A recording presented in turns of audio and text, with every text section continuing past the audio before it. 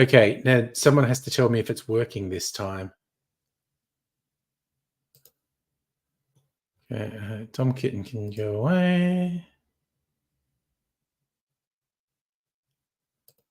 We'll have to see. In the meantime, I'm going to... Okay, good. Okay. Well, that was less trouble than I thought. StreamYard was doing silly glitchy things at the start. And that was less trouble than I thought we might have getting back to normal. Oh my God, that was a fucking bollocks of an orange. That was terrible. I'll try again. That was fucking awful.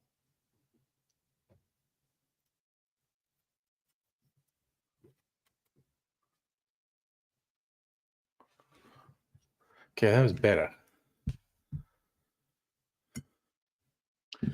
So I want to trim some of this pith. So That thing is too much. Too much pith. Taking the pith.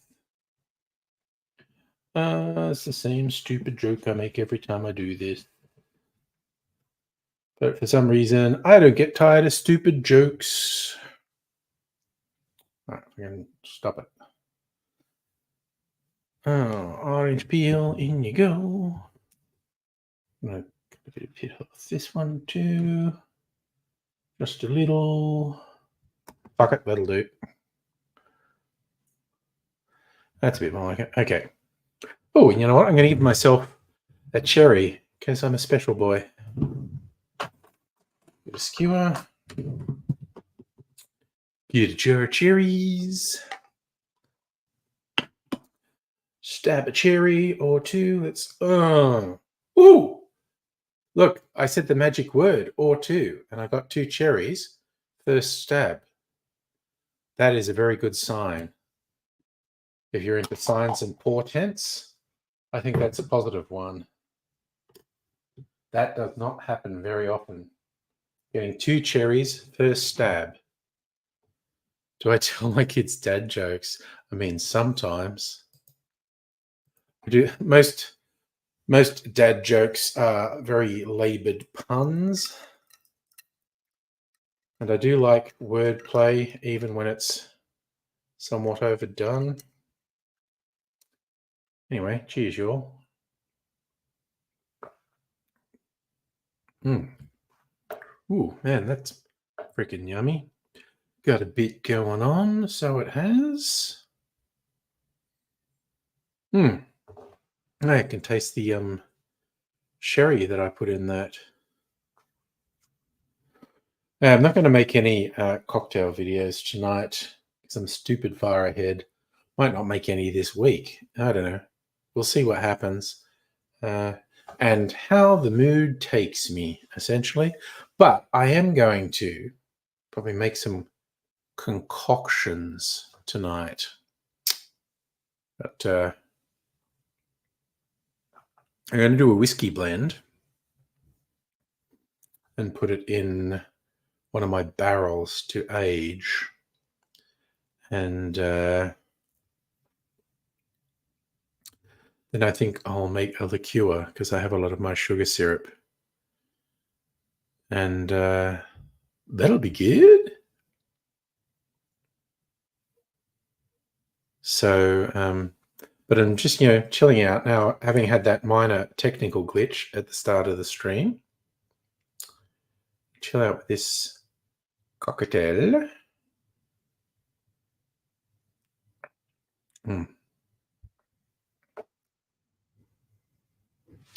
Ooh, man, that'd probably be really good as a highball with some soda water. Hey, Safa, how's everything going in your world? I'm kind of happy because I've done my 2 days in the office. Get them out of the way at the start of the week. And I don't have to go to the office for the rest of the week.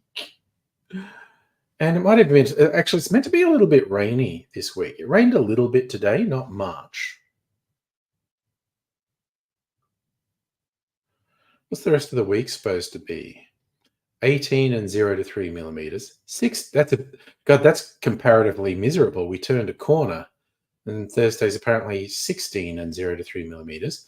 And Friday is 19 and 0 to 4 millimeters. Saturday, 21 and 0 to 6 millimeters. Sunday, 22 and 0 to 5 millimeters. That's interesting because it might actually be 0 on those days, or it might be a decent amount of rain, or it might just be a really light shower. They're saying, I don't know. Safa, busyness CBD, about average for a Tuesday. Train wasn't crowded. I didn't really go out much. It's just going from public transport to the office. I was going to go out at lunchtime, and it was raining right on lunchtime. So I thought, fuck that. And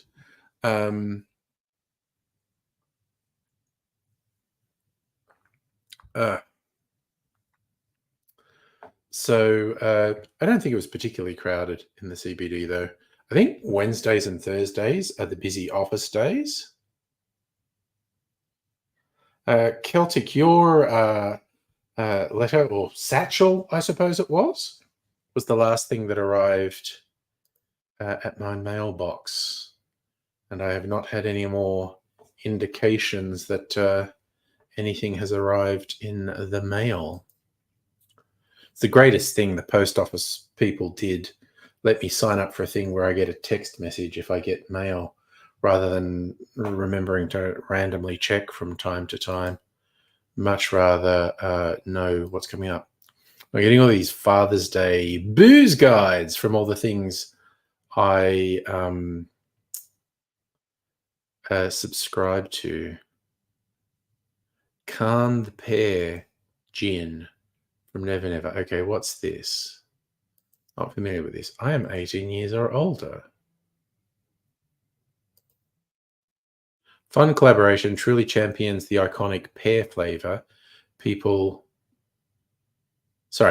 iconic pear flavor profile that the Port fan base celebrates so passionately. Is this some tribute to Port Adelaide? Is it an actual gin and tonic? Never Pair Us Apart uses the gin paired with quality tonic water, a slice of fresh pear. How is this pear? Smells like freshly peeled pear and apple skins, zesty lemon, dark wooded spices. Tastes like victory. Juicy pear, pops of apple, subtle warm spice developing into a satisfying finish. Finish as electrifying as Burne Jones match winner. Warm and mouth coating with lingering notes of fresh pear. So the tastes they're saying is pear and cinnamon. Oh, if I was into football and supported Port Power, maybe I'd get that gin. Rays, what's up? Inflation's a bitch. Yes, it is. No, I'm not nagging my offspring for anything for Father's Day. I think those things are kind of bullshit. I'll probably just have lunch with them.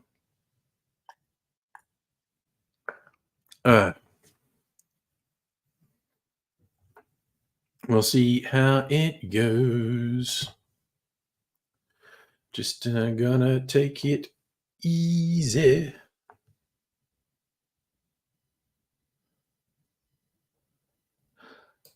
Fuck Poor Power, they kick kittens. I always remember the line from the Tism song, I might be a cunt, but I'm not a fucking cunt.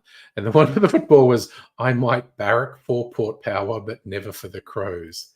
So they think barracking for the Adelaide Crows is worse than barracking for Port Power.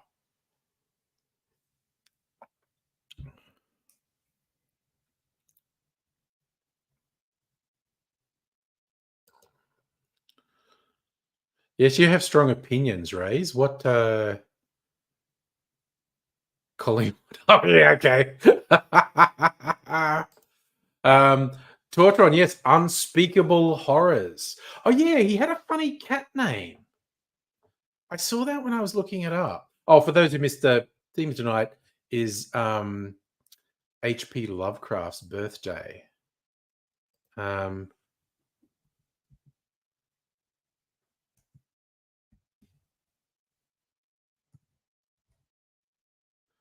It actually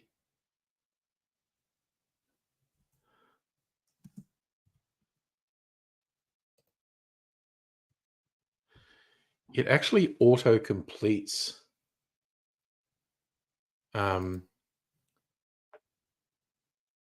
Yeah, okay. It's exactly Lovecraft was horribly racist. No, I am not going to say it on stream. You can look it up yourself if you like. As I mentioned in the description for the stream, the true unspeakable horror with Lovecraft was his horrible racism. And yes, if you do a search online for H.P. Lovecraft cat name, he had a black cat. He was horribly racist. Guess what he called the cat? So,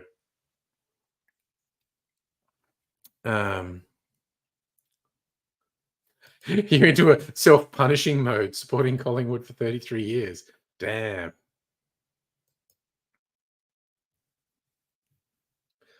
Uh, I love that we're going to talk about a song called "I Might Be a Cunt, but I'm Not a Fucking Cunt." But I'm not going to talk about H.P. Lovecraft's pet name. Yes, people who annoy me. It's actually man. Rays. It's exactly what you're guessing, and man. You remember, and I think he was a kid when he called but that was reasonably common. Like I remember, I think it was Dam Busters, the guy who headed the Dam Busters mission in World War II, had a black dog, and that's what he called it. Hey, Pat, how are you?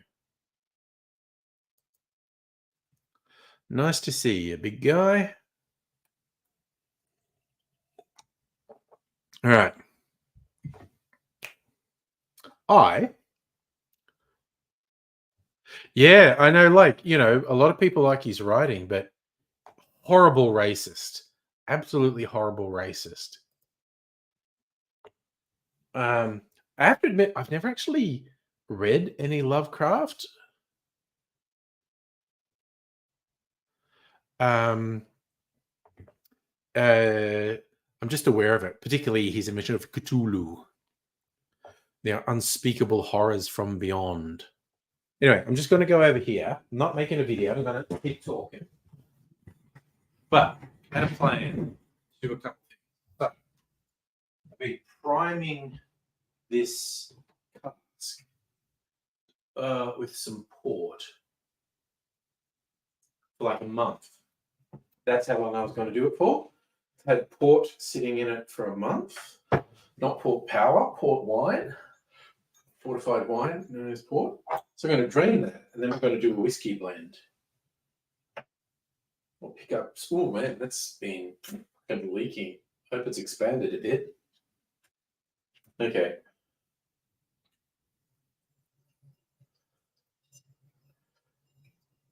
Oh, I should be fucking filtering this. Probably got little bits of carbon in it. Where's my fucking sieve? Honestly, where's my fucking sieve? God damn. Okay, I'm gonna have to disappear for a second and get a sieve. So kindly look here. I'll put Tom Kitten back in charge again. Tom Kitten's in charge. Speaking of Cthulhu, I think he's possessed by an unspeakable horror.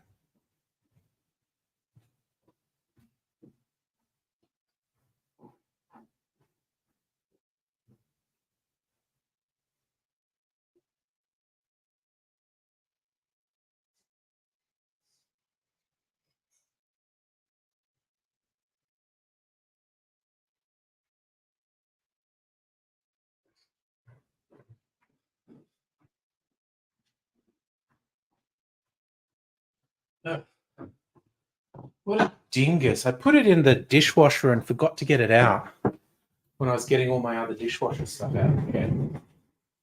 Do this chair from now. So back to what I was doing.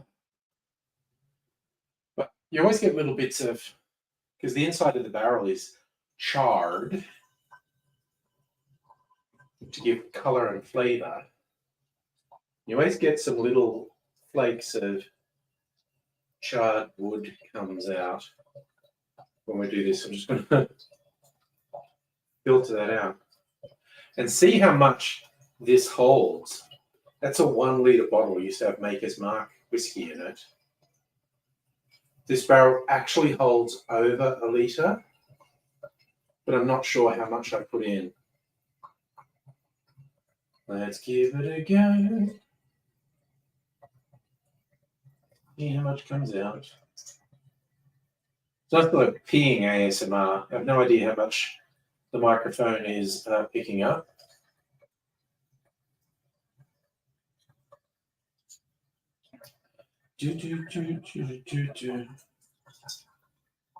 Oh, not that much. Okay. I'm slightly surprised. Okay. All right. That's all the port out of the cask. Right, so that's phase 1 of the project. See if I'm missing anything in the chat while I'm over here doing this. What have we been talking about? Don't like Brisbane as a whole. I remember that. Yes, the cat might be possessed by the spirit of AZ. Yeah. Celtic, you wonder. Yeah, look up H.P. Lovecraft cat's name. Oh, Pat, you've been to the movies again, I'm guessing. You're telling me to look. Okay, let me have a look. On the Discord. What's Pat? What I thought so. I was going to guess you went and saw Alien Romulus. Okay, keen to see if Pat likes the sci-fi horror. What's your rating for Alien Romulus? All right.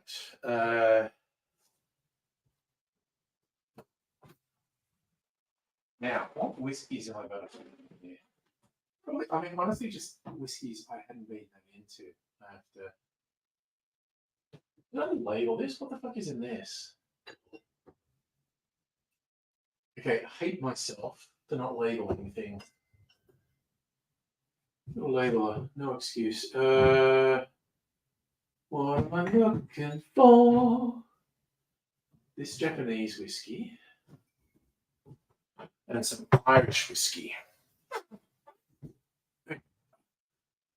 Actually, and so then I can bring something else out from the mysterious cupboard of mystery. Okay, so gonna put this cheap whiskey in. So that's about 700 mils in there.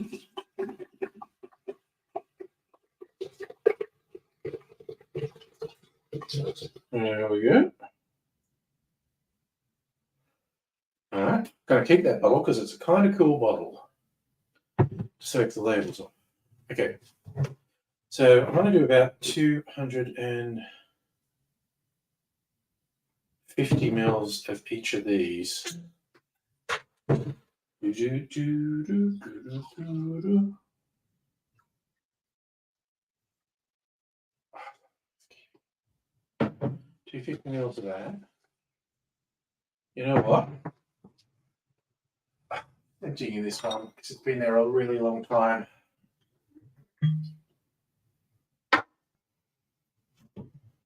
So I'm going to empty a couple bottles. Irish whiskey and a bit of Japanese whiskey.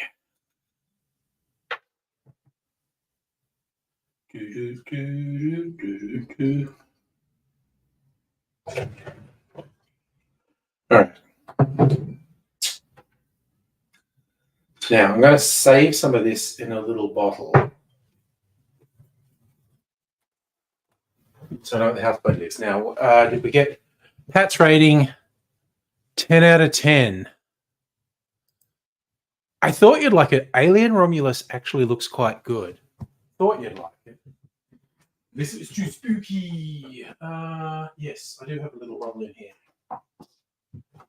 Okay, now I'll label this fucker as well. Oh my god, I can't have so much stuff. Shit. Okay.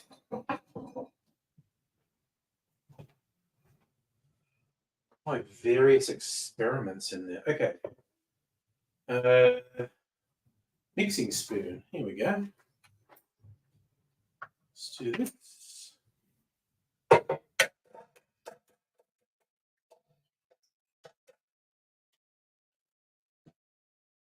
What's this whiskey blend taste like?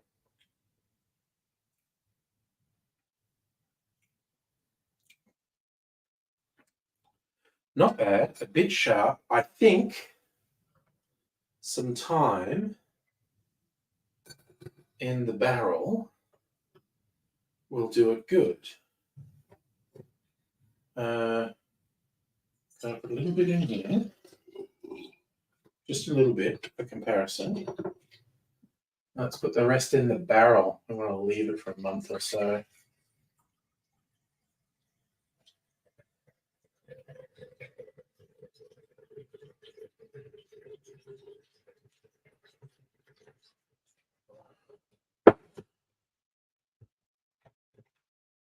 All right.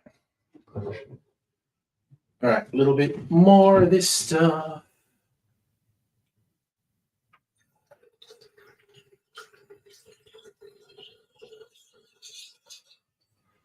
Ooh, sounds like no, still going.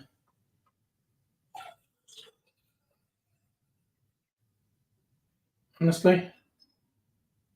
Ooh, that's pretty good. All right. Pull in the barrel. Put the bung in.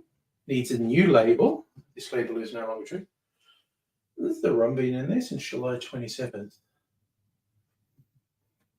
And the new make rind bean in there. All right. Now we've got to make some labels. Turn the label make on.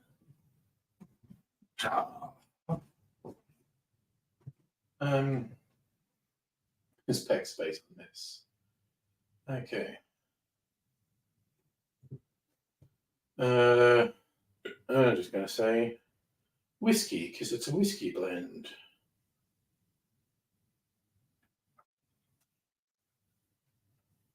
Whiskey. Oh, print.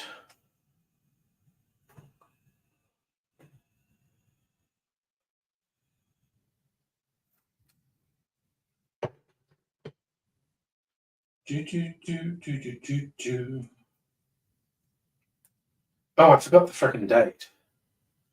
All right, damn it.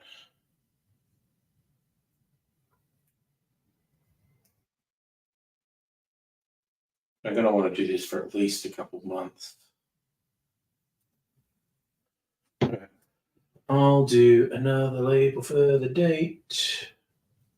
Whiskey.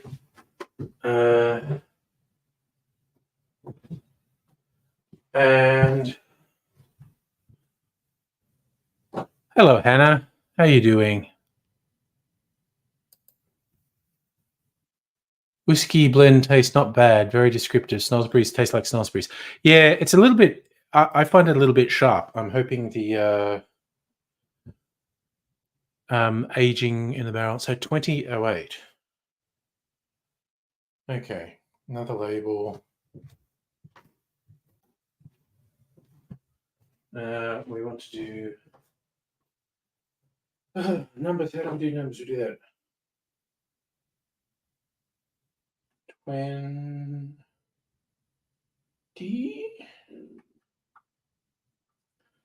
of August. And print that. Ooh, this is ever so useful. Oh, Strictly Sega knew what I needed. Label maker to make labels.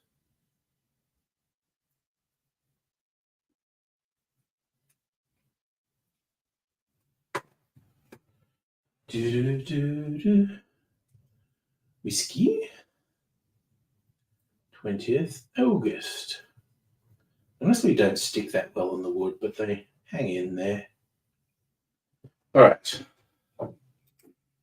Now, I'll try that port in a little bit. In fact, I might pour myself a little port now. See what it's tasting like. Been in the barrel for an extra month. Okay. So on this and this. Close this. Okay. Let's get set up. I'll even label this little bottle so I don't forget. And we shall label this one cheap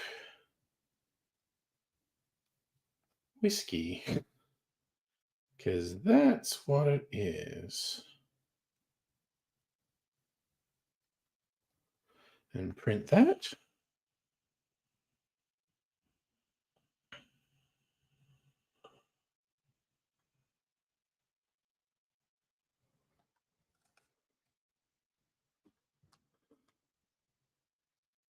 Okay. Hannah, you ordered your dad's Father's Day present. Got the pleasure of including a gift note, and you had to go weird. Happy Father's Day, my lord. Love your favorite youngest daughter that you know of. Nice. What are you saying, Pat? You want to look inside my door I had open? You want to see into the mysterious cupboard of mystery? But it's full of mysteries. All right. Cheap whiskey. And I'll just put that in the cupboard. And we'll compare down the line. Frankly.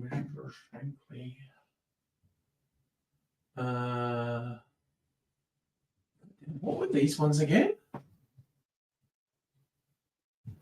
Whiskey and rum. I forgot what I even did to them. Were they spiced? I think they were spiced. Like I make shit and then forget what I did. Hey, Strictly Sega, hello to you and Soph. I was just using your very generous gift again. The label maker to label some things. In the hope I won't forget what they are down the line. Do a room tour. I mean, you can see the room. I think I've shown the inside of the mysterious cupboard of mystery before.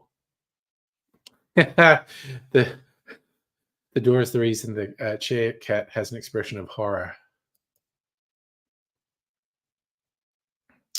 Your cousin broke her ankle. With the flowers, he had to write, "Sorry, Frank bit you. Never done that before. The nursing home says it's a phase." Oh dear. Your dad worked overseas for 20 years. It's only been the last 2 or 3 years been able to celebrate more than email. Oh, it's nice that you get to do it now.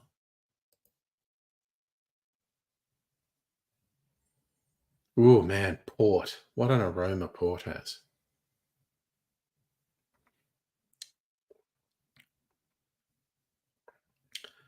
Man, it's like that's a cheap port. It's really tasty.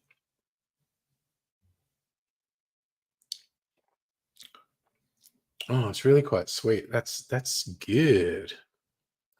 Oh, I don't even want to think about it, Kelsey. Like, I spent just a stupid amount of money on this collection. And I don't use the word stupid lightly. He's planning a heist. I have to admit, it does cross my mind if, any scruffy miscreants in the neighborhood knew about this, they probably would try to break in and take it. So it's lucky I don't really have a sign out on the street that I have lots of those. No, I don't like wine at all. Although I suppose I use aromatized wine and fortified wine in cocktails, port being a fortified wine, vermouth being an aromatized wine. So I use wine byproducts in cocktails, but I don't drink wine. That's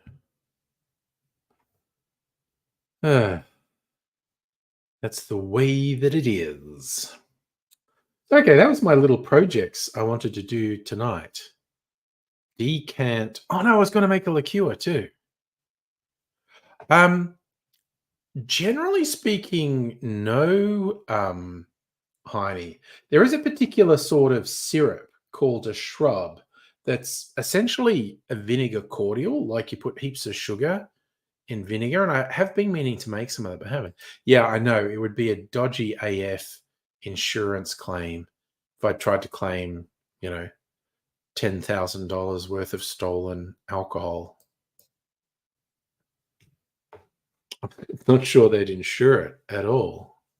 Okay, the other thing I'm going to quickly do is make myself a liqueur. Now,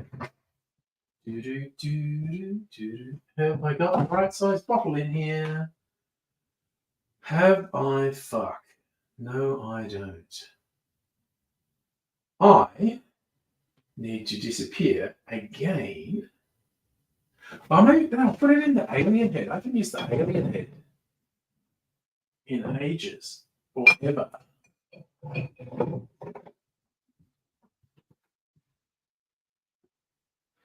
So this was vodka, and I bought it literally just for the bottle. It was not special. And I got it for the bottle. Green alien head. All right. Here we go.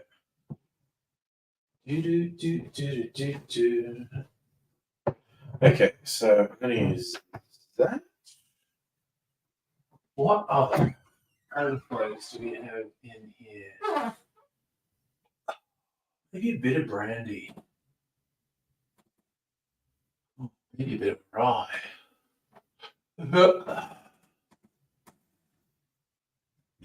What else is in here? Sun. 78 degrees. All right.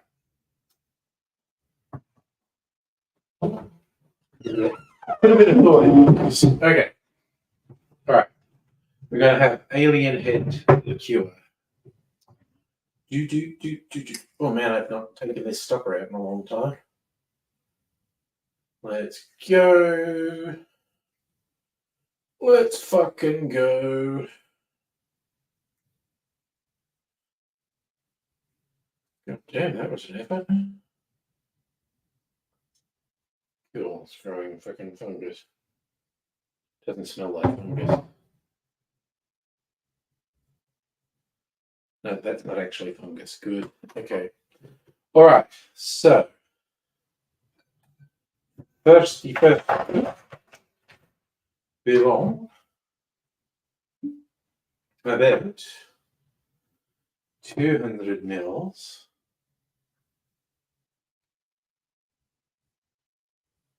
What's the fucking...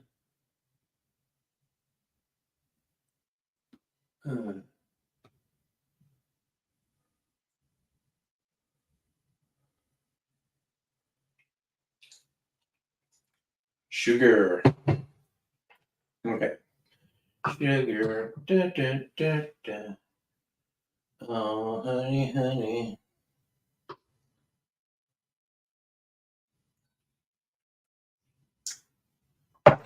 Now, some whiskey. I mean, it's going to make me look like an alky when I put all these bottles out.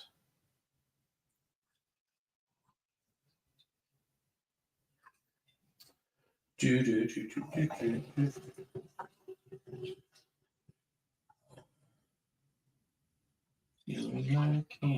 Yeah. You know what? Okay, that's that.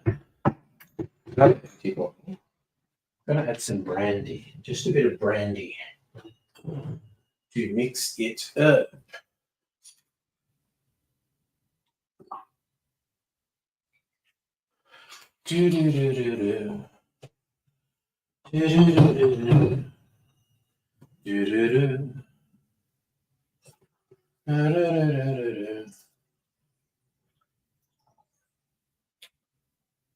All right.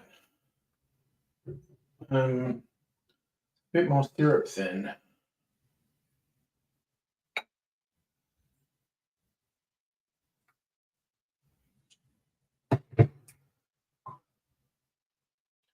Bit more syrup. And a bit more whiskey. That's enough. Nice. All right. Put that in there. And boys, empty bottles of booze now. Oh. It makes me look like an alkie, but I didn't drink any of them. They're all in other things. Okay, now this stopper doesn't want to go in. Didn't want to come out. Doesn't want to go in. Right, so we need to give this a bit of time to actually blend in. Give it a couple of days. I'll taste it later. Fuck is that? Okay. Put this. Actually, okay. I think about it occasionally. Oh wait, I need the fucking. Oh, I put Balcones Baby Blue.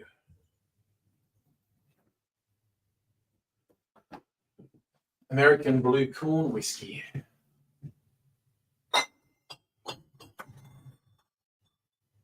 There we go. All right. Tonight's projects. Ooh. Okay. You don't see the thieves, no, but they were stumbling down the street. Oh, has your dad been looking at my old videos? What's he think of him? Did I mention someone at work found my cocktail videos? They did. Don't know if that means they're going to stumble on the old political ones as well.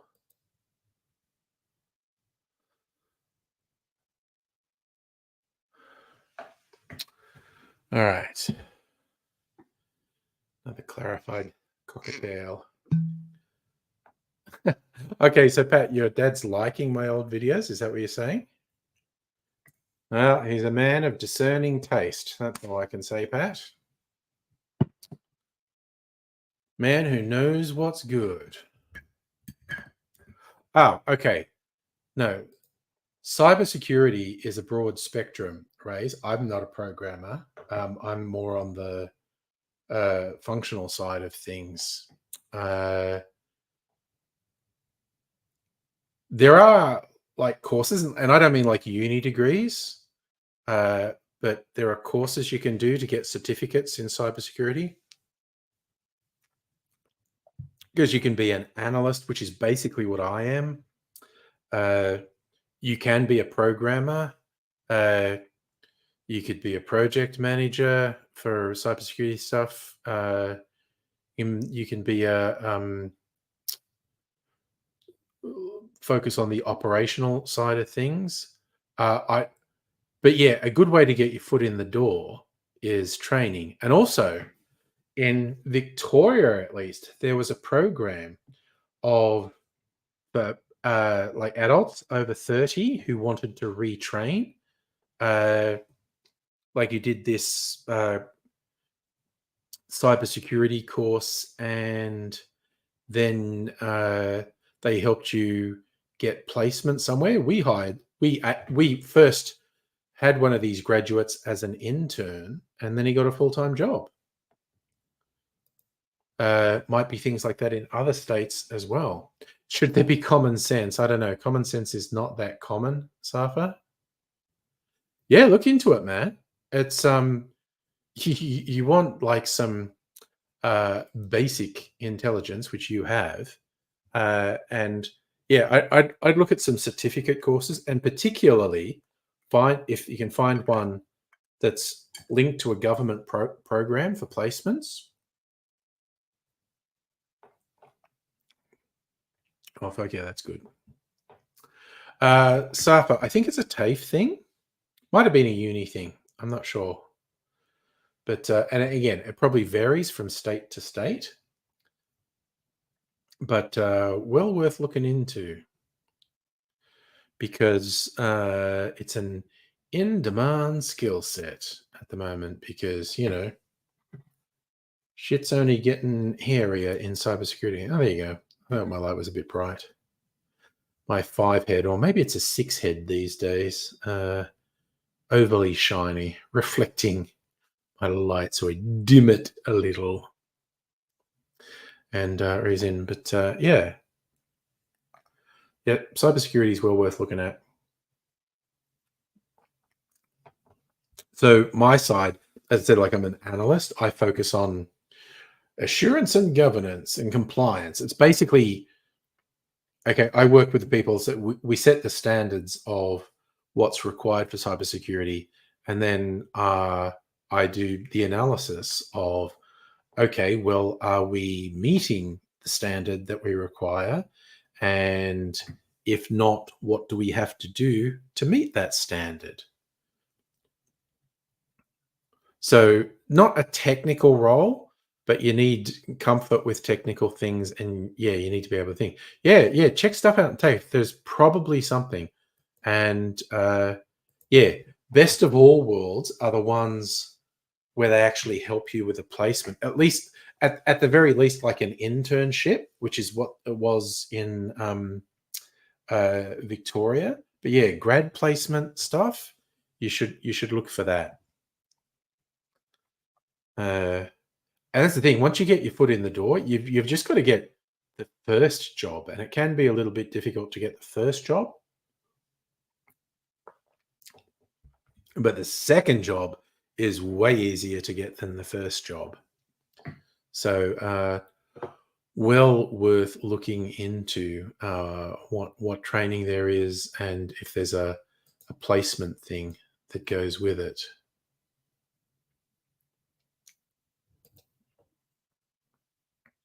So, I meant to ask you, Pat, if you saw there, you saw Alien Romulus. Did you think it was scary? It looked like they were going back to some old school haunted house vibes with the aliens in this one. Bit of a return to form. Most people seem to like it. There's always someone who doesn't, and that's fine because, as I always say, the uh, reaction to and interpretation of art and entertainment is personal and subjective. Look at that. Pat's a big brave boy. Not scared. Not scary. So he's saying definitely stuff through TAFE. Friend was a pen tester and TAFE teacher. There you go. Oh, for those who don't know, that's got nothing to do with a writing pen. That's penetration testing. Uh, that's a security thing where you actually test systems to see how vulnerable you are. Can you penetrate the defenses of the system? Yeah, we do that all the time. And it just gets abbreviated to pen testing because, I don't know, penetration testing sounds a bit rude, quite honestly. Yeah, it's essentially legal hacking. You are ideally being paid specifically to do it. You're not just out there doing it randomly. Although technically, it's a thing hackers do uh, unsanctioned pen testing. There's kind of three tiers.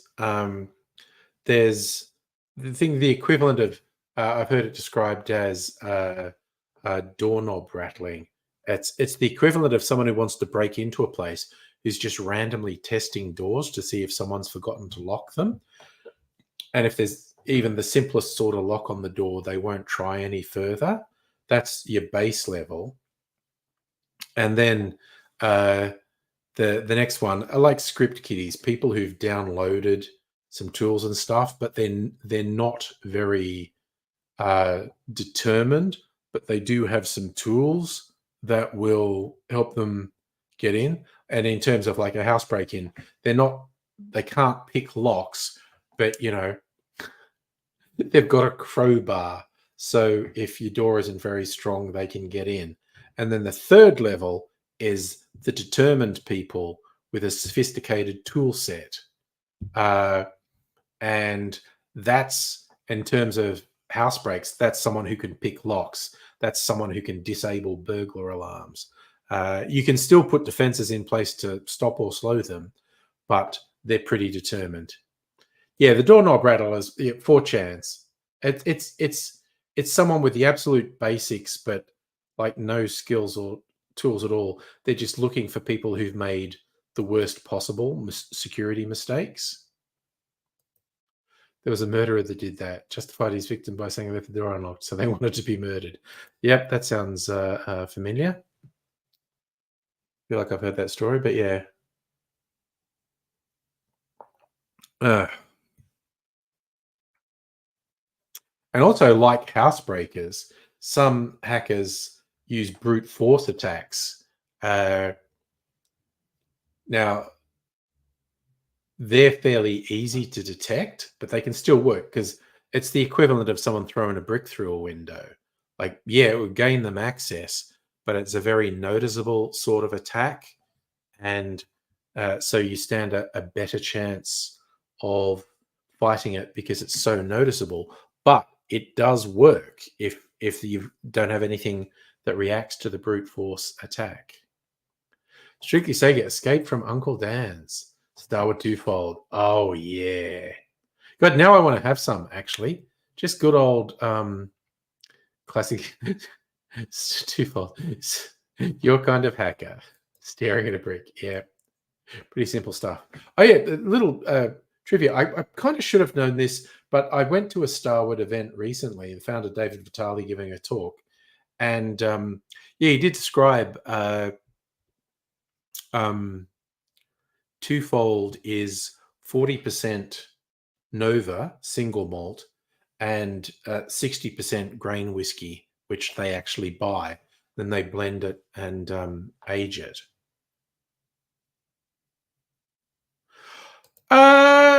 It's different to Nova. I think. All right, you know what? I'm going to do a side by side and give my opinion. And Hannah, how did you do information use training at work? One of the questions was, what do you do if there's a random sketchy pop-up? Yeah. Apparently it depends on your mood. It's not the right answer. Nova was in a box this time. Okay. I'm going to do a side by side of Nova and Twofold because I haven't for a while. So in essence, I guess you could argue Twofold's a bit less sophisticated than Nova because it's actually 40% Nova and 60% mass-produced grain whiskey blended and aged. But let's get some tasting glasses. So I'm not making any videos tonight, so I'm just going to do this shit that occurs to me. Okay.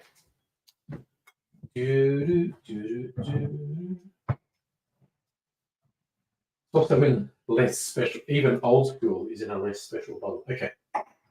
Twofold Australian whiskey, double grain.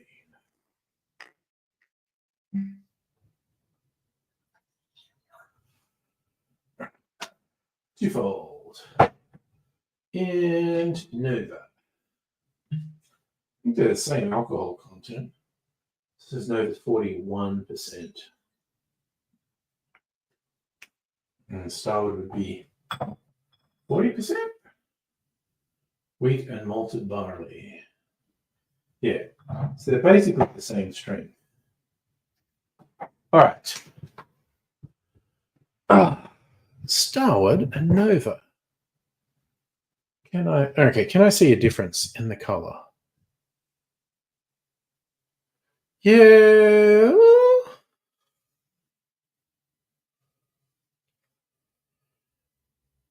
Think Nova is a little bit darker. Do a sidecar while I'm doing a side by side. Nice. So, yeah, nothing exceptional on the nose. Standard sort of whiskey aroma, and Nova extremely similar. Is there any difference?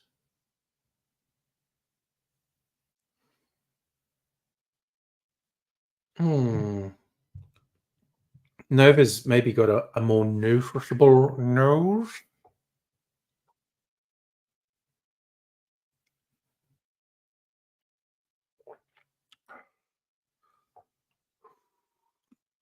I always think of Twofold as fruity. That's really quite nice.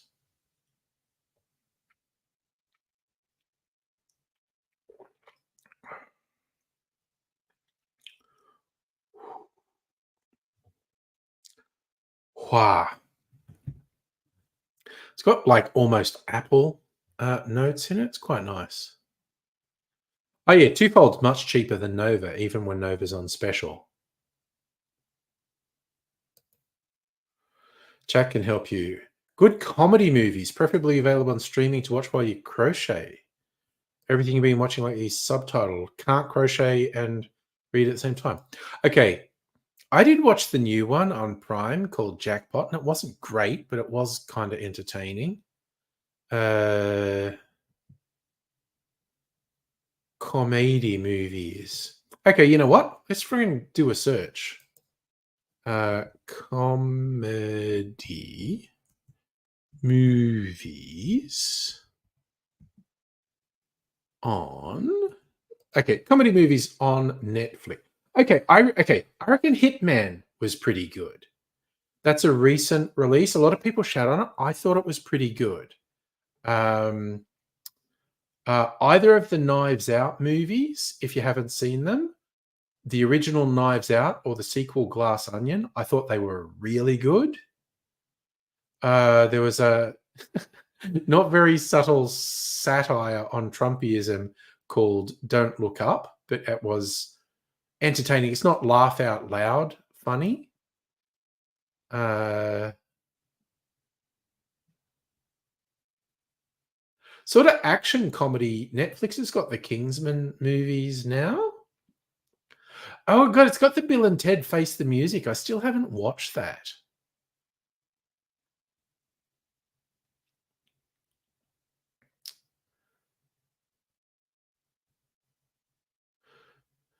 Oh, and actually really dark political comedy satire, Death of Stalin.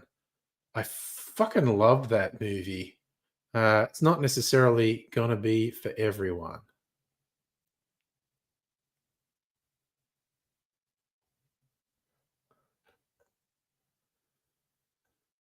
Uh, popular comedies on Netflix. What else is there? God, they've got Monty Python and the Holy Grail. They've got some classics like Clueless.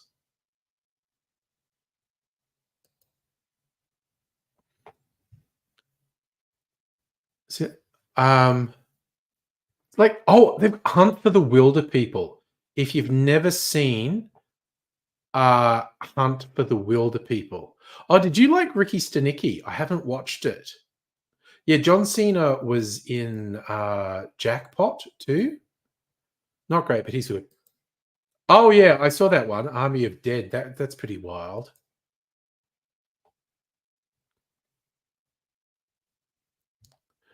Okay, Bill and Ted Face the Music. They never grew up, but they aged, so it's a rough watch at points. Yeah, okay.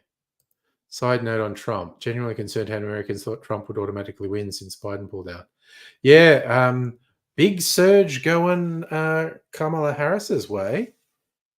It's still there's too many variables. Fucking anything could happen, but at least it's looking less like Trump winning. And also it looks more like Trump's going to have a complete fucking meltdown, which for a while will be funny, but it seems almost certain he's going to cause horrible problems if he loses and say it's rigged. Everyone fucking do another insurrection. Okay, sorry. Safa, side by side, did Twofold hold its weight? I haven't done the Nova yet. One, I poured big pause.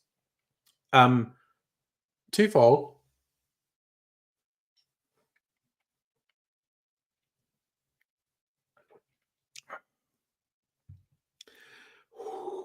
It's a very bright whiskey with quite decent whiskey character, but almost apple fruitiness to it.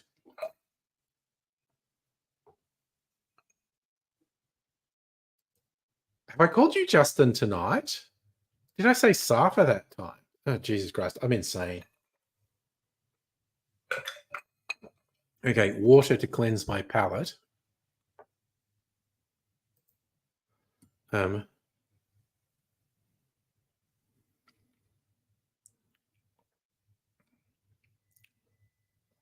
mm, see, Nova's smoother. Nova's definitely smoother. And it's got these dark notes that Twofold doesn't have.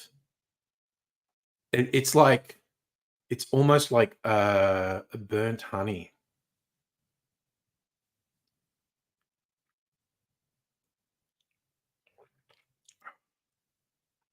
Oh.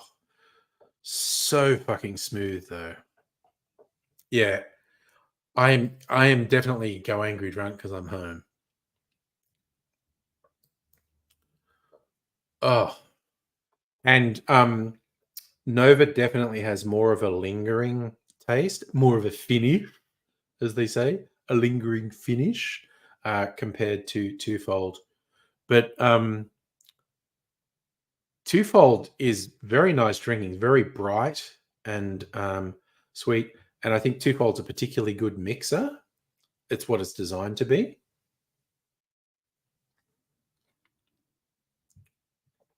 Mm. Oh, yeah. But Nova's got like the dark honey, almost molasses. Oh, and it just really, really has a good thing. Oh, yeah. No, Twofold, great in a cocktail. Twofold, really good in a cocktail. If I'm really drunk, do I have to go back to Dubbo? Never going to happen. Okay, yeah, I'll just call everyone Safa to reduce confusion. It's like the old, oh no, oh my God, it's getting Twofold is not a waste. Twofold is a really nice whiskey. Great in cocktails. In fact, look, I'll make an old fashioned just with Twofold.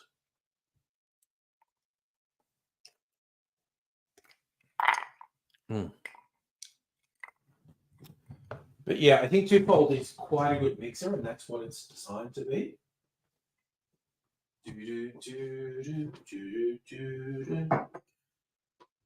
Let's get a little bit of sugar syrup. I got a bit of. Gotta clean this bar up in the morning. Okay. Little bit of sugar syrup. Where's my Twofold at? Let's get a bit of Twofold. Shazam, y'all. Captain Marvel Jones in the Southern Superman. And a couple of dashes of bitters.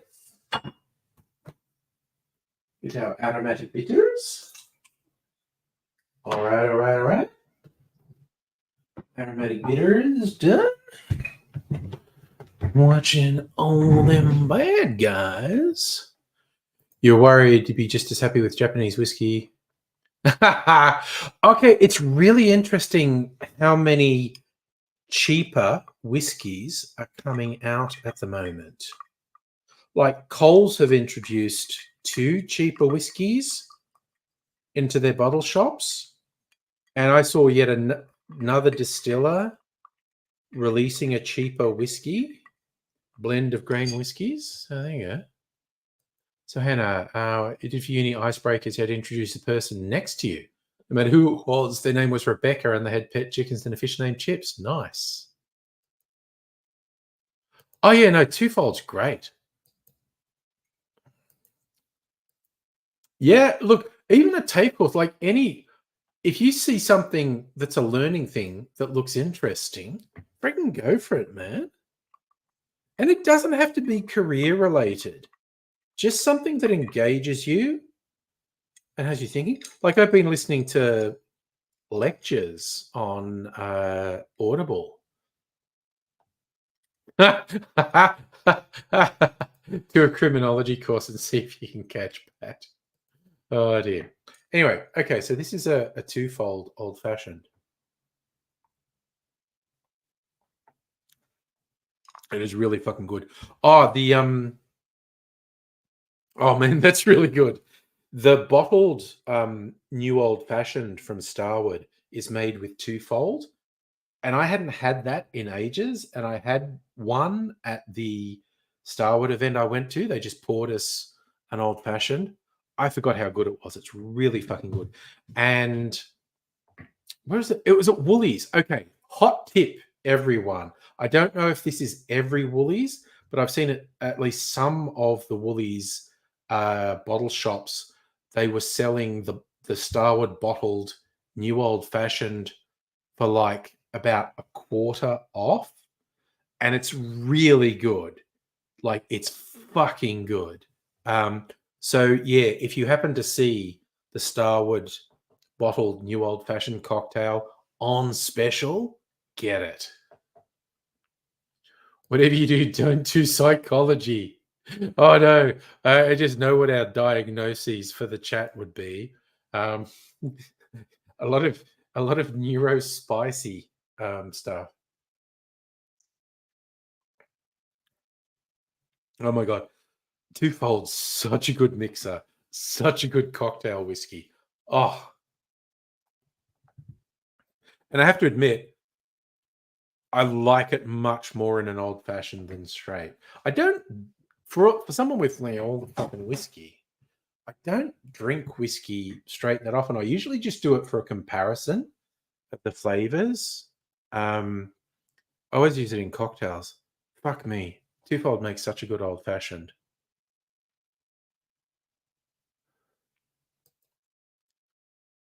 You had pasta and pasta sauce. I had I was still on the U Foods. I mix it up sometimes, but I was on the U Foods. It was what they call it? It was beef and rustic cut potatoes. It was actually pretty tasty. It's like this beef in this creamy gravy and potato and peas and veggies. Burritos, nice. I fucking love burritos, honestly. I love making them. Psychology is insanely interesting, especially developmental psychology, but this chat doesn't need the reality check. We know where we are. Macaroni. Oh, I got these things from the supermarket. Because again, they were half price. So I thought I'll try these. They're in the frozen section. They were enchiladas, so it's just like a folded over bit of pastry. And it was mac and cheese enchiladas. And I microwaved them to defrost them. And then I put them in the sandwich press and they were really yummy. I mean, there wasn't a lot to them, but they were fucking yummy. I had that was like last week. I'm always like finding see something on special that I've never tried before, and I'm like, I'm gonna get that. Oh man, no, a twofold old fashioned is fucking winning. Well, they were crunchy when I put them in the sandwich press. If I just microwaved them, they would have been soft. You don't need a doctor to tell you you're broken. You need a doctor to tell you why the world thinks it's okay to be a packer. Oh, Jesus Christ. Who does it? Yeah. What? Who can manage the rest of the world? I freaking agree with you, man. Honestly. Oh, man. Okay. So this twofold old fashioned, really good. I think like twofold was designed to be an old fashioned. It's so fucking good. And depending where you get it and when, it can be like as cheap as $60. So it's at a comparable price to like, Jack Daniels or Jim Beam. And I think it's better. And you're supporting local. But yeah, it's like a bunch of other well, Coles is not as stellar.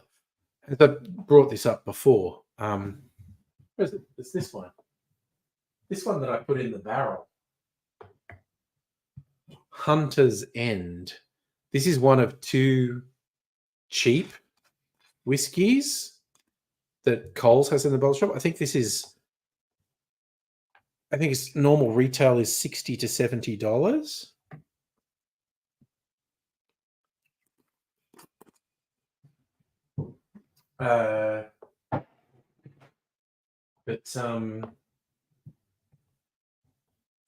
Yeah, it's becoming more of a thing. It's like people are seeing a market. Ned's is another one. Ned's has been around for a little while. And there's nothing wrong with it. It's not exceptional, but there's nothing wrong with it. All these little dregs from each of these bottles back into my old fashioned. So it seems like we're going to get more and more cheaper Australian whiskies. Yeah. Check the Coles bottle shops. I don't think this is as good as twofold. There's nothing wrong with it though. like I did a blind taste test on it, and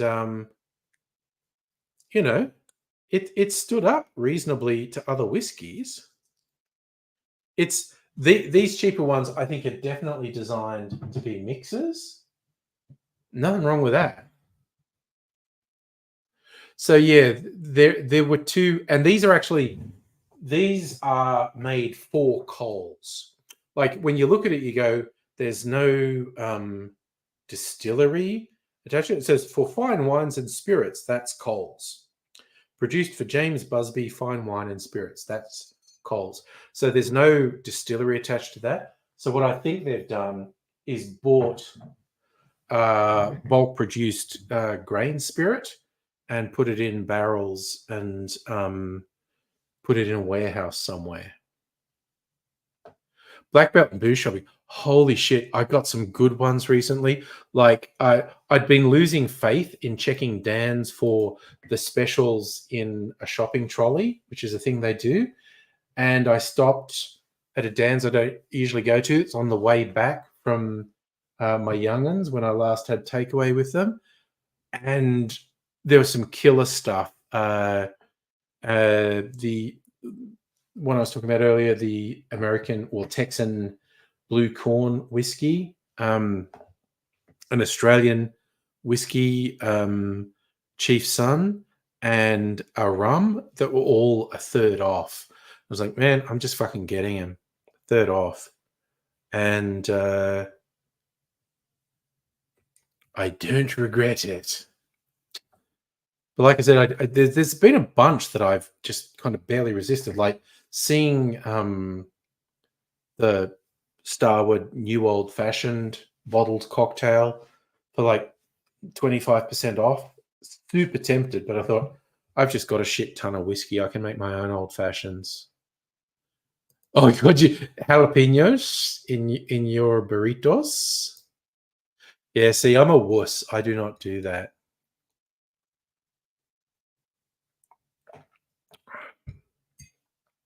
I just don't do the spicy, basically.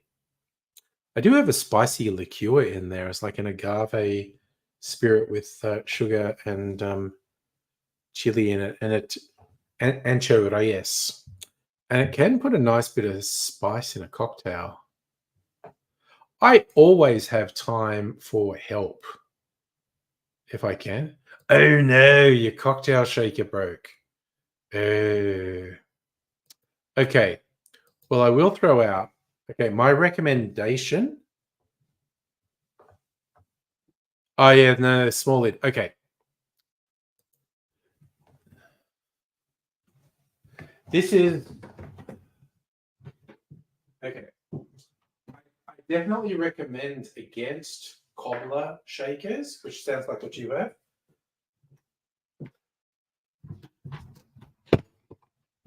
This was the one I used to use a lot. This is called a Parisian. It has a small bit and this bit, and these are not bad. But this one, okay, Boston shaker. Sometimes it's two tins, a smaller tin and a larger tin. Sometimes it's a glass that looks like a pint glass.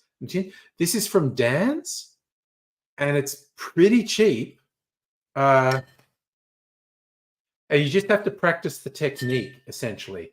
You put the stuff in there, put this in, and can you see the angle? Like this is straight, and that's at an angle. So it's straight, just don't bang it in really hard, or it'll be really hard. And then shake, shake, shake, and then it's got like, see, now I'm like, there you go. And you get it apart. But this is from Dan's. The Boston shaker is the go-to. Dan sell these in kits, and they're relatively cheap. And they're the way to go. That's my first choice, the Boston shaker. The second choice is the Parisian. That I really don't go for cobbler shakers, which sounds like what you had.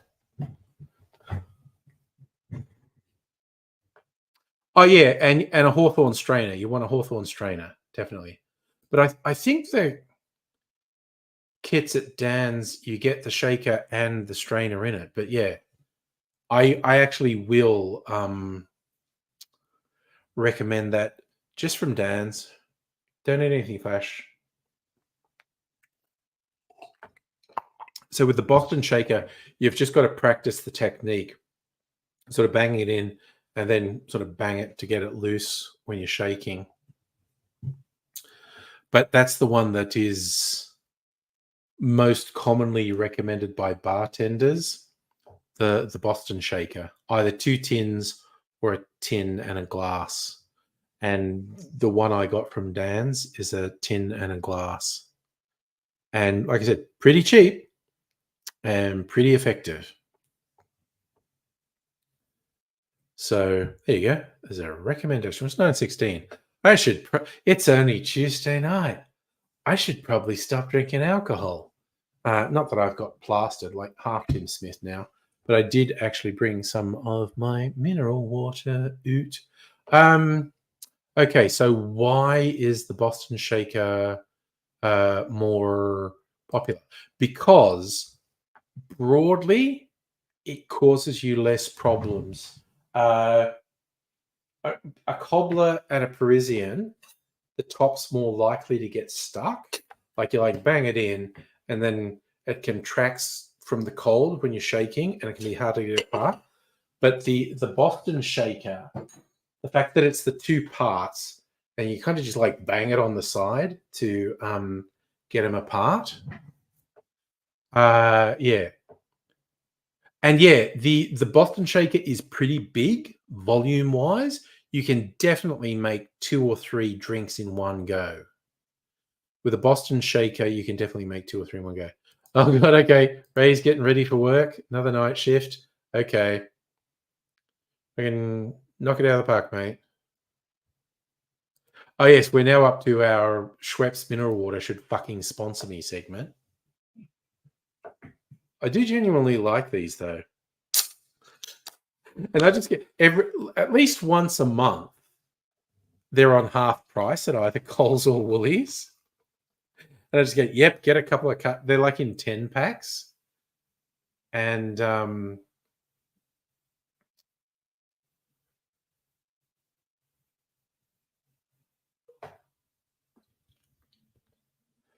so I get a case or 2 when they're on special.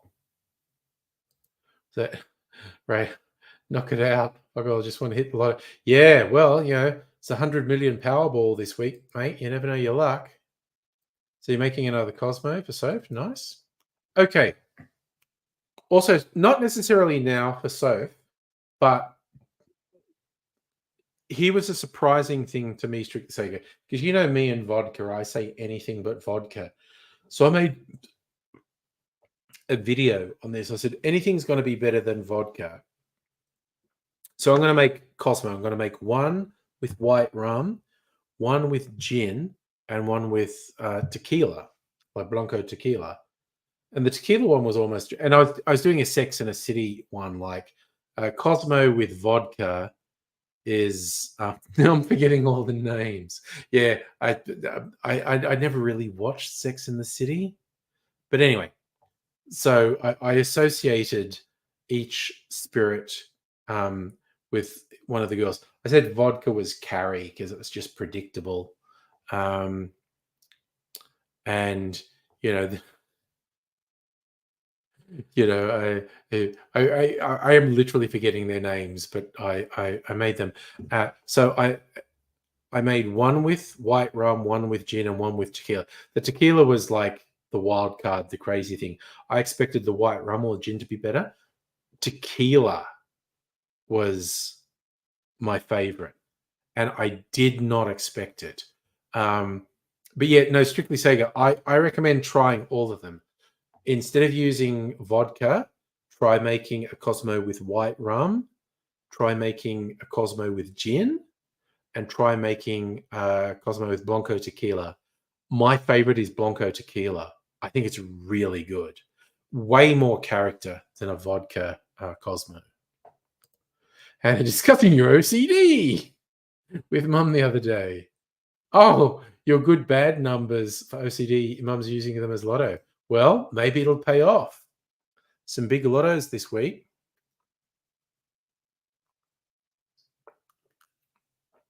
Uh, we were even having this discussion at work, like, because there's 100 million Powerball this week, and it's like, okay, how much we're saying, how much would you have to win to quit work?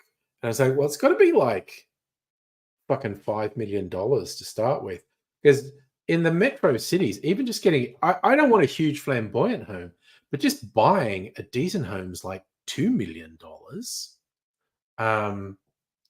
And then the rest is so you don't have to work again. So it's got to be $5 to $10 million to just quit your job.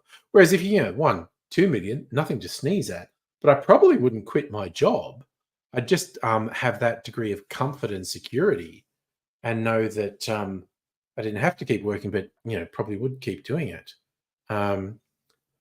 Dude, Safa, $1 million. Fuck, that's not going to last you that long.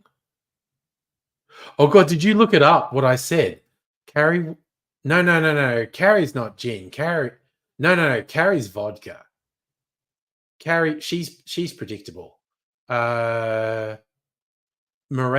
Charlotte's gin, Miranda's rum, Samantha's tequila. So, Ray's, you reckon 20 million to quit? Everything else just invest in growth? No, it's got to be somewhere between 5 and 10 million for me. Oh, you made that up. So you're really close to what I said. So I say Carrie is vodka because she's predictable. Charlotte is gin because she's got a little bit of edge. Miranda is rum because she's a bit. You never know what's going to happen there. But Samantha, tequila. She's the really out there one. And I was genuinely surprised that tequila was my favorite. Hannah, 2 million. No way would I quit for 2 million. Yeah, that would be living debt free and just living a nice, comfortable life. I guess I'm just going because Carrie's central, and also just because in real life the actress is fighting with the Samantha actress, so fuck her. Therese, you reckon 5 and 10 is good, but you want to set the kids up. Okay, so that's where 20. Okay, I get it. And yeah, you're right. She is the conservative one, Strictly Sega. Hannah's chocolate milk, because some people love her, but it also gives them shits.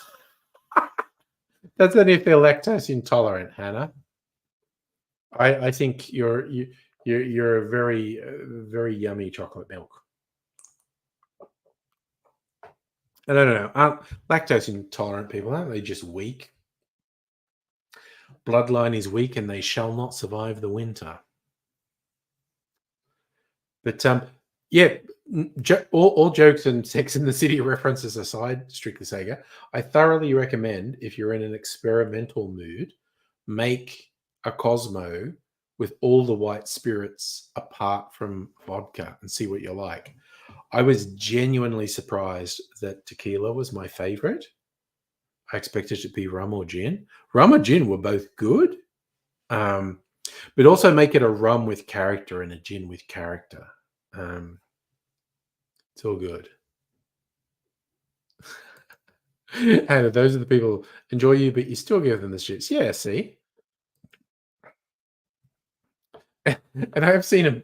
Actually, we keep making neurospicy jokes, but I have also seen memes about people who are lactose intolerant, but they still love their ice cream or their chalky milk or something, and they go, "Oh, I know what this is going to do to me, but I'm going to have it anyway." Hi, I'm Hannah. I'm chocolate milk. Sorry, Frank Pichu. Want to see my crusher?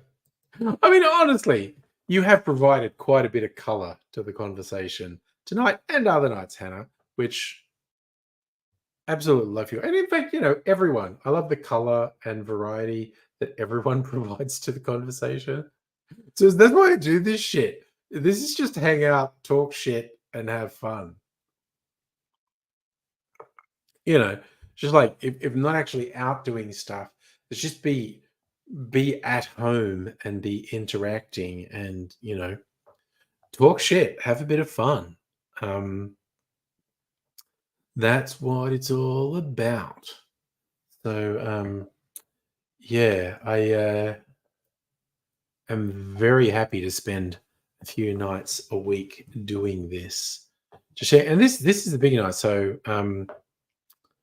because yeah, it's kind of like because last Saturday night was date night, so this is the longest gap. Like I did and I did a long one till like 2 a.m. on Friday, but this is the longest gap. Like not doing anything on Saturday, Sunday, Monday, and Tuesday, and then I won't be doing one tomorrow. Uh, but because it's not date night on Saturday night, I am probably, not definitely, I am probably doing streams on Thursday, Friday, and Saturday. So, yes, and it did start with the social distancing, definitely.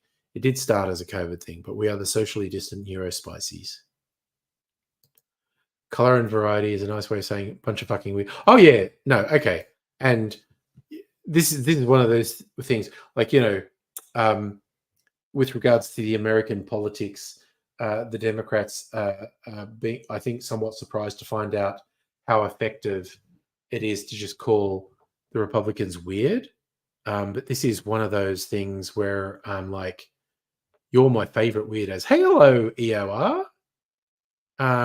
Been pretty well. How have you been? Yes, cognac is brandy produced in the cognac region of France, and there's a bunch of rules they have to follow. So if a recipe says you've got any brandy, if you've got a brandy you like, don't get fixated on cognac. Just use brandy. Oh, okay. You're not working Saturday? Nice. Be probably doing a stream on Saturday. No, don't be sorry. It's the same as Armagnac is another French brandy, and it's from the Armagnac region of France. And they actually have slightly different rules to cognac. Has to be made of particular grapes and aged in a particular way. But yeah, it's cognac and Armagnac are both great brandies.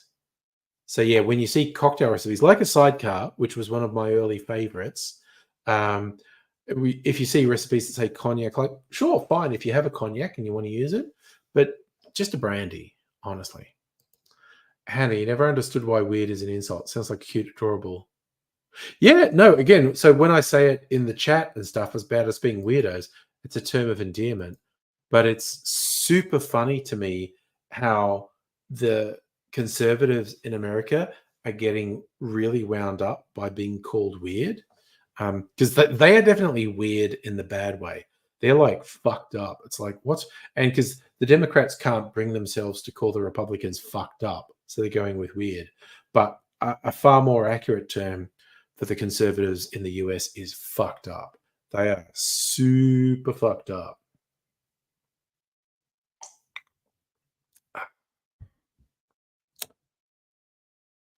Well, I personally, Hannah, my favorite thing for explaining insults being terms of endearment in Australia, explaining to foreigners, it's like, okay, so you think you think cunt is the worst thing you can call people, and if you say it angrily here, it is pretty aggressive. But so you need to understand, like, if there's a couple of blokes in a pub and someone comes up who they all like and are all happy to see, someone will say loudly, "Oh, who let this cunt in?" And they're all glad to see him. But if the same group of people are there and someone comes up who they know and they don't really like, it will be common for someone, and the one they don't like is coming towards them. They'd be like going to nudge the person next to you and go, "Oh, your mate's here," and trying to explain to someone calling someone a cunt is a term of endearment and calling someone your mate is an insult. They can find it really hard to wrap their head around. You're not weird. Stares with lopsided third eye. Yeah. Yeah, your worst enemy is a bastard. Your best mate's a complete and utter bastard. Grace. Call you a cunt, you're fine. Call you a dog. Oh yes. Engraved on your fucking tombstone. Yeah, there are things that are not acceptable. And an excellent point. It's a trust thing. If you're polite to someone, you hate them. If you're abusive, it's because your friends, they won't be offended by it. Yeah. Yeah. That nail on the head. It's a trust thing. Absolutely.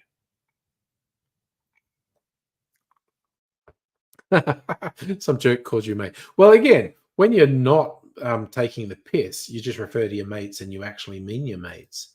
But trying to explain to foreigners when you're being sarcastic, um, you will use a really negative term for someone you like and an arguably positive term for someone you don't like. Oh yeah, a rat. EOR, you heard rumors about liquor running in your past family. Never been to a pub. Your favorite podcast? I don't know what WHM is. Yeah, but yeah, you understand what we're saying about trust. When there's mutual trust, you can say outrageous things. Mate is fine. Mate, mate's offensive. Oh yeah, no, I got that from also uh, Mr. In Between. Champ is an insult in prison. So I tend to use it online, like when some little tryhard fuckwit is trying to upset me, and I need to explain to them I don't give a shit what they say. I always go, "Oh, champ, nice one." And 99 times out of 100, they don't know the insult element in champ. So, speaking of which, anyone who's never seen it, if you can find a way to see it, the Australian um, the Australian series, Mr. In Between, is fucking incredible. It's so good.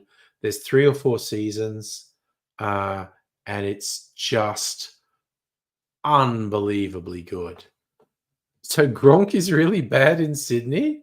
Okay, I think in Melbourne, Gronk is pretty mild. Oh yeah, no, the sidecar is a freaking great drink. It was the drink that made me understand, oh, I like brandy. God damn. Had a thumbs up when driving, super passive aggressive. Two-fingered steering wheel, height salute. You are, mate. Can't do the extra, the accent over try, trying to get the accent. Oh yeah, no. If you've never seen it, it's an Australian series. It's focuses on a guy who's basically a hitman. Um, it's a dramedy, like drama comedy. Um, it is like one of the best things ever. Mister In Between, so fucking good, just incredible. Yeah, Mister In Between, real accurate. Yeah. Oh no, Gronks and Eshays, very different things. Not Bloods and Crips drive in the middle of fuck all go by.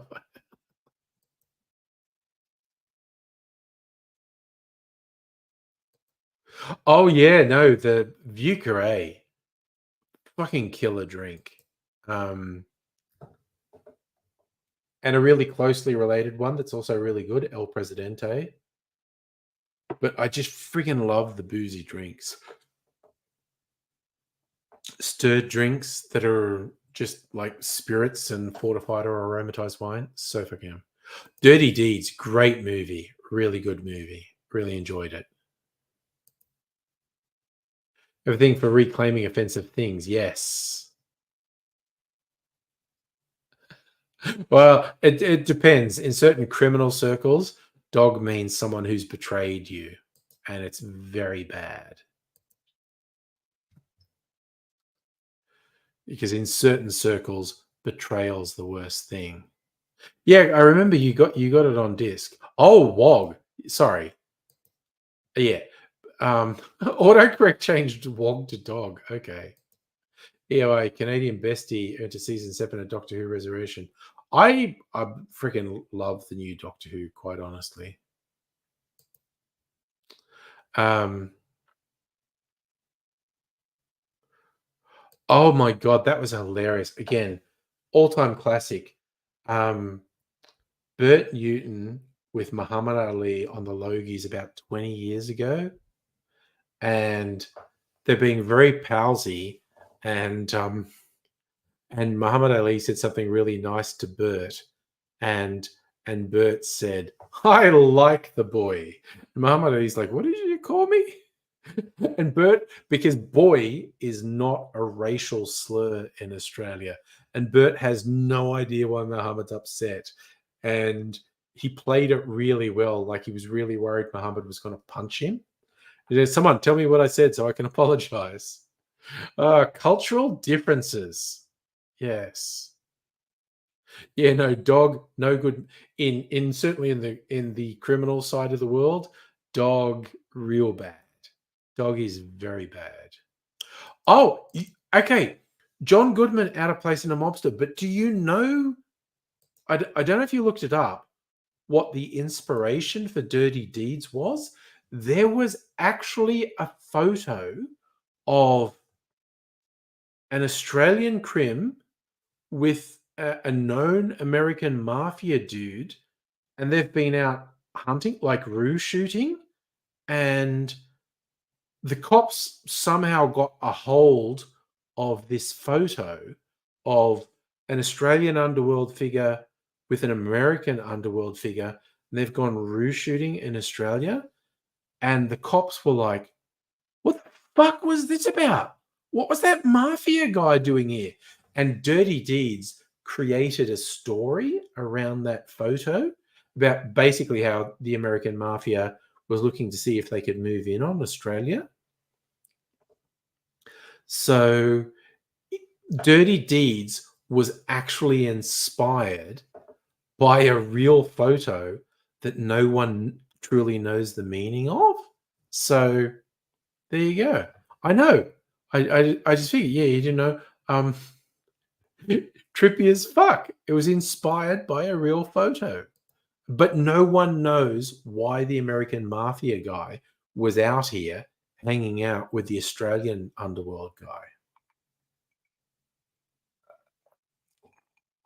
So yeah, it's a whole thing. There's a few really good Australian crime things. Like one of my all-time favorite Australian movies is Animal Kingdom. I have to rewatch it just to see Jackie Weaver going, "You've done some terrible things, doll." Ray's your favorite insult is "you fucking potato." It's not a good one. Oh, the King of the Cross. I haven't watched season 1 yet. Drongo's such a fun word. And dag, because a dag on sheep is wool that's caked in shit. So calling someone a dag is essentially saying they're a lump of shit. Hannah, you reckon the Aussie told him about the Great Emu War, convinced him Kangaroo Gang would, yeah, that could be it. Supposedly Chicago mob leader explaining an abandoned Chicago restaurant. Oof, Chicago mob. You don't want to fuck with them. I think drongo is a very old word. Hannah, put someone dog where you grew up. Oh yeah. Um yeah, it's in certain circles, dog is real bad. Yeah, no, dag is uncool. Dog is bad. Yeah, Hannah, context is everything. Yeah, dag is just awkward or it's dorky. It's a mildly polite way of saying it. Yeah, but it's definitely in certain sort of criminal or underworld areas, dog is an extremely fucking aggressive thing to call things. Yeah. Oh, okay. EOR, literally, I grew up cat, and this was widespread in your not so much today. Cat was an extremely negative derogatory term for a gay person. So if you called someone a cat, you were saying they were gay in a derogatory way. Should Snoop Dogg be Snoop Dogg? Snoop can get away with like whatever. And yes, it is true. It's double G. Um, but Snoop can get away with anything. And it's still super funny that he did these cooking shows with Martha Stewart, and he's the hip hop gangster guy, but she's the one who went to jail on felony charges. He actually had murder charges at one point, but he beat them. Uh, it's kind of like, younger people who think Snoop is just this sort of they think Snoopy's daggy and uh, a lightweight, and they don't know he was actually on murder charges. Ray's taking your word.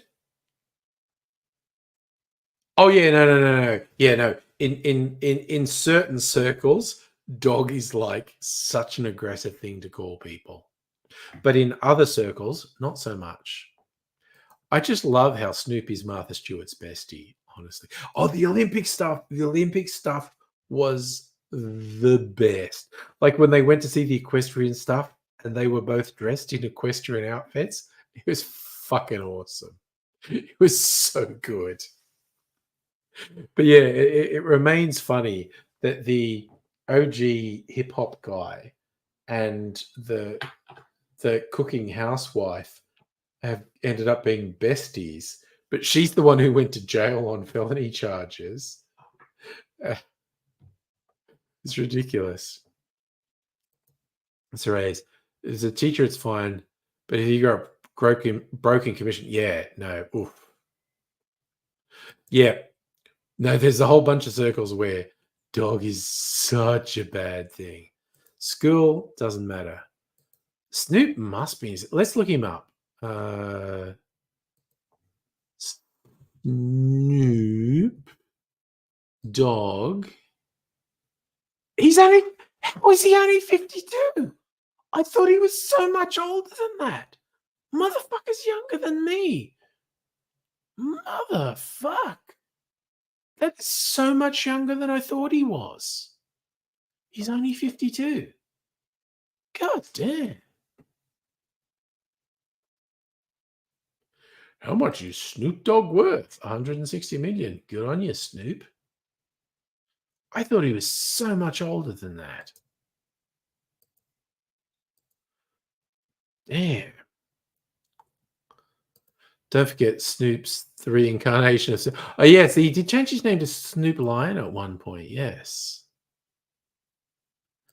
If your auntie's a bit ugly, she might be. Well, that's another meaning of dog, an unattractive female.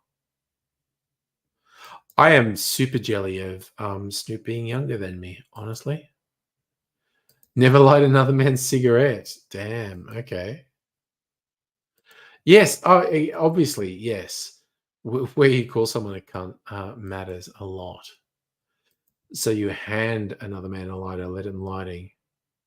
In prison, lighting someone else's cigarette makes him your bitch.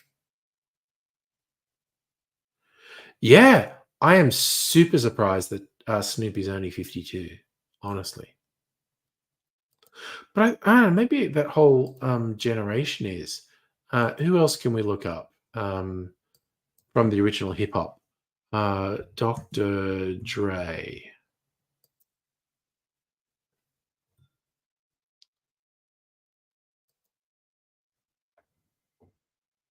Okay, he's older than me. Dre's older than me. Now I feel better.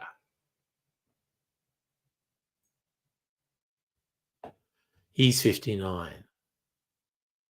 Okay, I feel a little better now.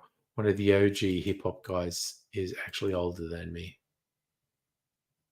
Yes, if we all stay out of prison, it's less of a concern. Definitely.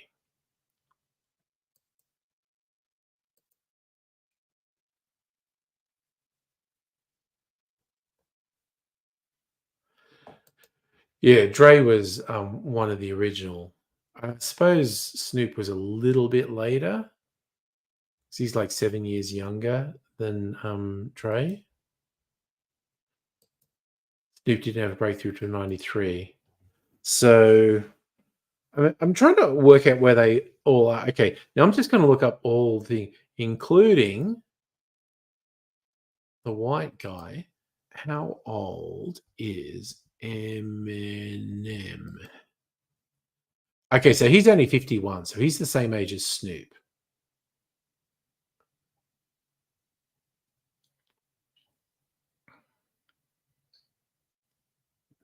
Trying to think, like, who was another OG in rap circles, like Biggie Smalls?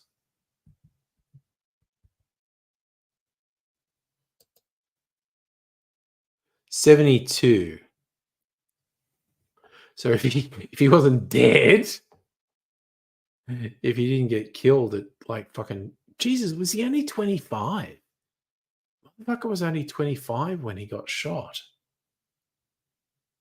God damn. So he would be. Oh, he'd only be 52, so he's the same age as Eminem and Snoop. Okay.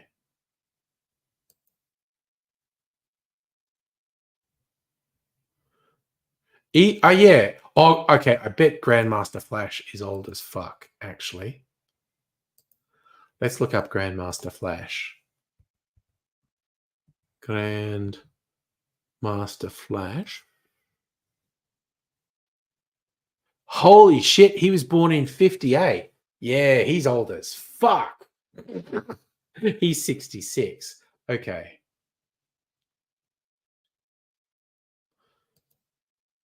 He's OOG. Now, Eminem's not OG, but he's an OG white rapper.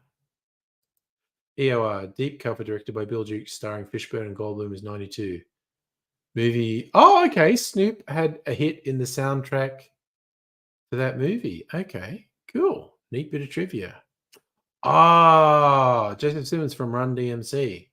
Okay, I just feel comfortable now. I think I found like the real OG, Grandmaster Flash, who's 66. Oof.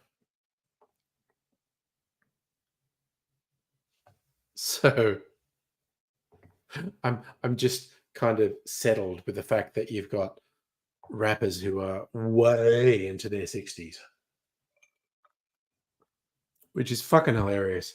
Because when you're young, 60 might as well be dead. But you know, these are important people. Ooh, yeah, Africa Bambaataa. Fuck yeah. That's old school. Okay, let's look up Africa Bambaataa. I love the one he did with Johnny Rotten, actually, I have to admit. Africa Bambaataa. He's 67. He is 1 year older. He's 1 year older than Grandmaster Flash. Yeah, no, he is oh fucking G. But yeah, I do love the thing he did with Johnny Rotten. Think about destruction. Yeah, big crossover hip hop and rock. Oh god, Grandmaster Flash, and that's where we're going. That was OG. The Message, like a jungle sometimes makes me wonder why I came. Yeah, World Destruction. That fucking song is so good. You reckon Ice-T's getting up there? Like, he's not young, but I think he might be in his 50s. Let's look up Ice. Jesus Christ. Okay, Ice Cube came up. Yeah, he's 55. Ice-T. Oh man, Ice-T's 66. Fucking hell. He's right up there. I did not know he was that old. God damn. Okay, I'm trying to think of another. There was another real OG hip hop thing. How are we gonna make the Black Nation rise? How we gonna make the Black Nation rise? We gotta educate, organize. Brother D. That's who that was. I was trying to remember who that was.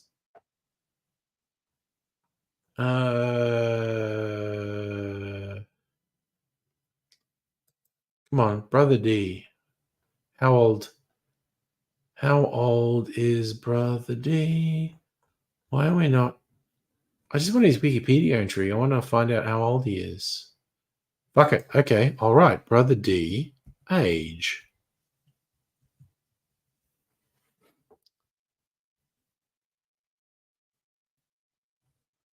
What the fuck? It's going to Heavy D. I don't want to know how old Heavy D is. I want Brother D. What the fuck? What the fuck? How are we going to make the Black Nation rise? Got to agitate, educate, organize. Wait, there's not a Wikipedia entry for Brother D. What the fuck? That was released in 1980, so it was released 44 years ago. Jesus.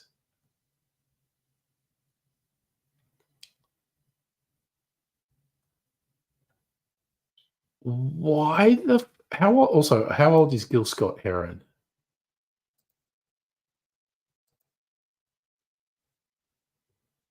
He was born in 49, 62. No, he died age 62. So he's if he was still alive, he would be 75. Jesus.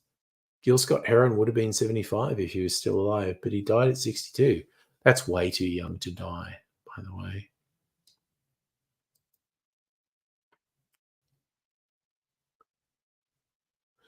Watch the movie Style Wars. Okay, good tip. An important culture movie. Creation of hip hop and graffiti. Nice. Found the Brother D song. It's great. It's actually comparatively light. How are we going to make the Black Nation rise? But it's a good catchy hook. How are we going to make the Black Nation rise? Got to agitate, educate, organize. Gil Scott Heron was a producer. He did like fucking heaps of stuff. I didn't realize he died so long ago, actually. Jazz poet, singer, musician, and author, known for spoken word. No, he wasn't a producer, he was a performer. Okay. Born in 49, died in 2011 at 62.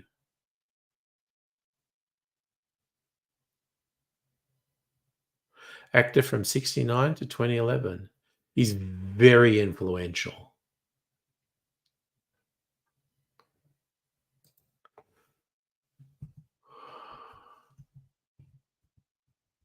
But why? I'm trying to work out how old Brother D is. Why is there nothing? Yeah, Brother D, musical artist. Why? It's about the music. How are we going to make the Black Nation rise?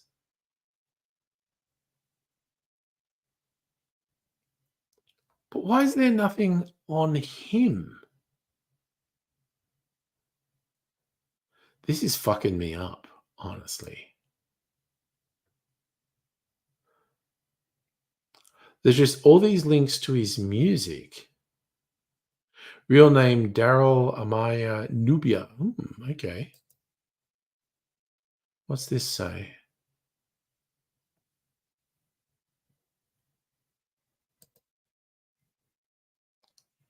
Daryl Amar Nubian.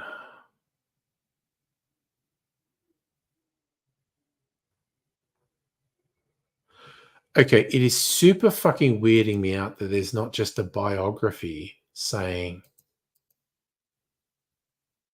this is how old Brother D is.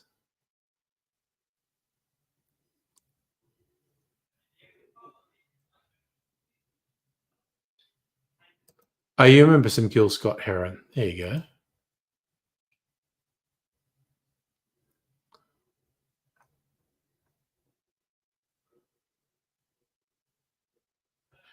DJ Cool Herc would be real. Gosh, night working at time. Yeah, that's a good.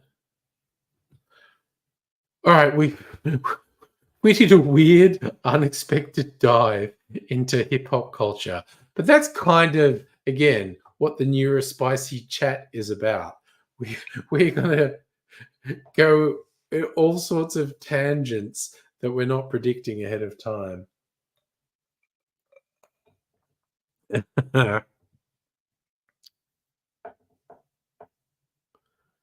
Okay, well, I'll look it up.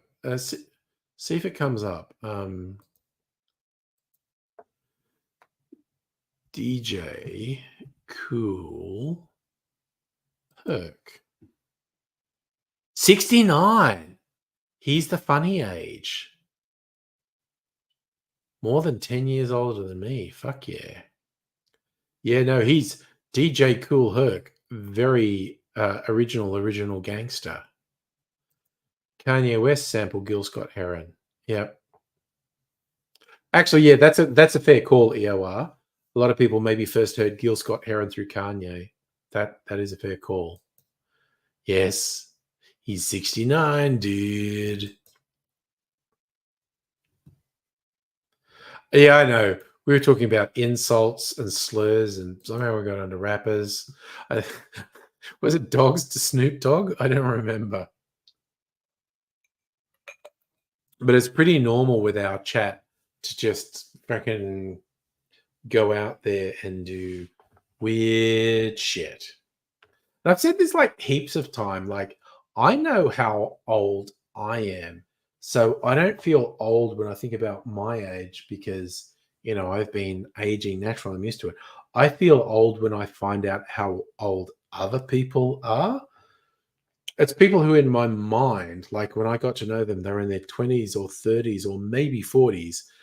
Um, and now they're in their 50s, 60s, 70s. And I'm like, wow, okay, they got real fucking old. So EOR, first time you listen to beautiful, dark, twisted fantasy, where it ends, few people clapping in a room. Okay. Oh no, I definitely don't feel like 21. But I don't feel like a responsible adult. I don't know. I feel like, you know, I may be like 27 or something. Like I'm an adult, but I'm still not someone who should be in charge of things.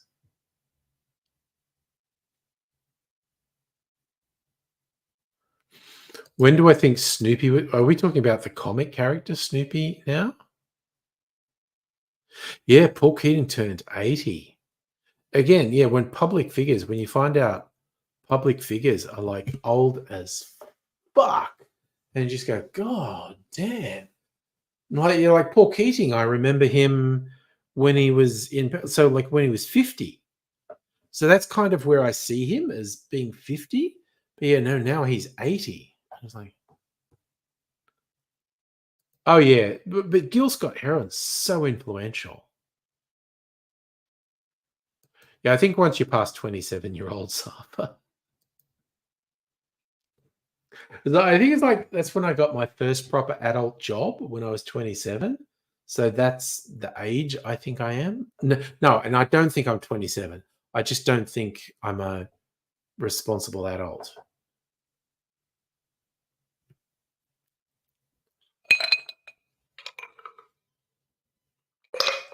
I don't know if that makes sense, by the way. Judge Your Age by John Howard's Decomposing. And oh man, he is fucking decomposing. Yeah, Olsen twins are nearly 40. Again, now that's the weird thing. Someone who was in the public eye when they were a fucking baby. John Howard, the actor, way better person than John Howard, the politician. You know what I'm saying? Yeah. There's the thing. I don't think I'm young. Like when I say like I'm this weird ambivalent thing, I just don't feel like I'm a responsible adult. But anyway. All right, bedtime. Oh look, I've got a double cherry. Or honestly, that's like a cherry and a half, quite honestly.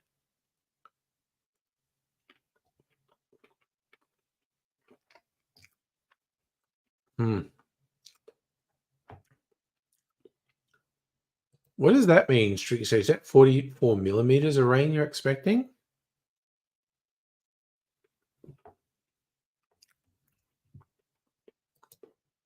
I think Albanese is a sellout, like all politicians. Oh yeah, John Howard, the actor, definitely doesn't have out of control eyebrows like John Howard, the politician. Man, that guy. You look at pictures of him from the 80s. God damn, he had feral fucking eyebrows, honestly. Safa, what are you watching tomorrow? We started watching a relatively new series on Netflix called The Decameron. It's like a farce comedy set in the Black Plague. So if you can imagine a farce in the Black Plague, it's not bad. Oh, I think that's from Mrs. Angry saying she's going to bed. Yep. So I'm going to bed too. So I'm probably going to watch this thing, The Decameron, on Foxtel, not Foxtel, Netflix tomorrow night.